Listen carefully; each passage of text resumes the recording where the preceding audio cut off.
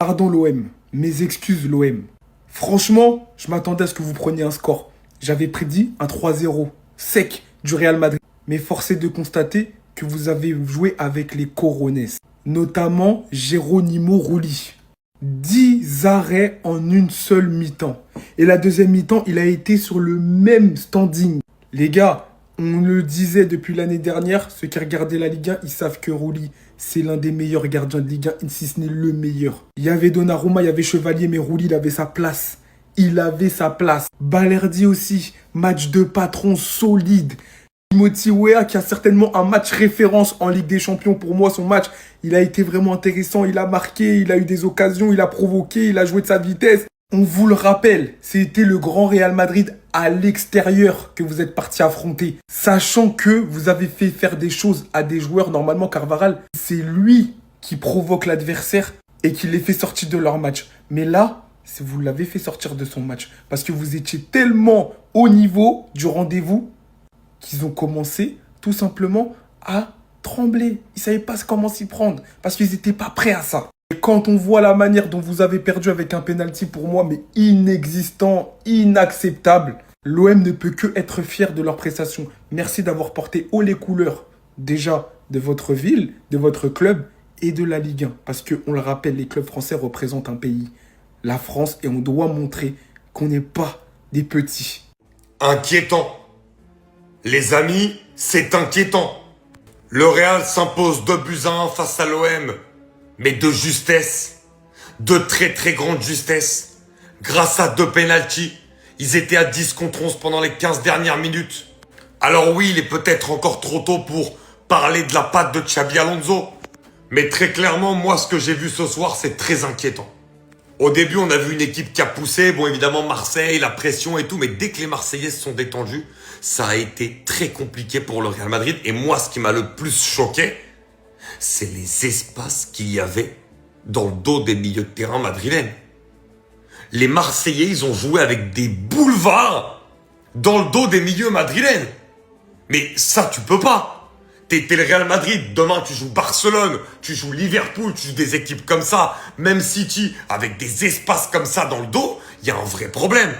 Et le réel problème, de toute façon, on l'a dit, ils ont acheté à beaucoup de postes, ont voulu renforcer la défense, les latéraux. Il y a un réel problème pour le Real Madrid au milieu de terrain, on va le répéter.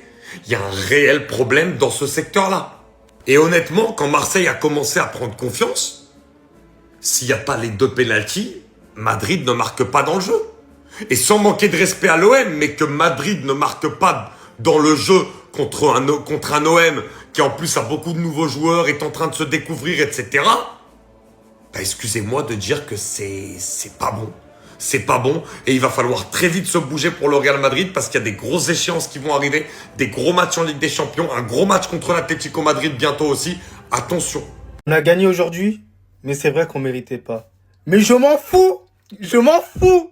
On a gagné quand même, je m'en fous! Non, plus sérieusement les gars, je vous cache pas que la prestation aujourd'hui, elle était pas ouf. En première mi-temps, ça allait, mais en deuxième période, j'ai trouvé qu'on n'était pas assez bon. Je vais aller au vif du sujet. Pour moi, l'Olympique de Marseille méritait quand même son match nul dans cette période-là. En termes de jeu, en deuxième période, ils nous ont surclassés. Je vais arriver sur tous les joueurs du Real Madrid, là, aujourd'hui, quasiment. Carvajal, même si t'as 2 vies, tu resteras stupide à certains moments. Ne pense qu'à toi. Tu sais très bien que Trent Alexander-Arnold, il est blessé. Et probablement, il sera absent pendant des semaines. Et à cause de toi, probablement, en Ligue des Champions, on jouera sans latéral droit. Heureusement qu'on a quand même Asensio, qui sait très bien défendre aussi. Après, les gars, je vais vous parler très français. Valverde, il a fait un match, mais fantomatique.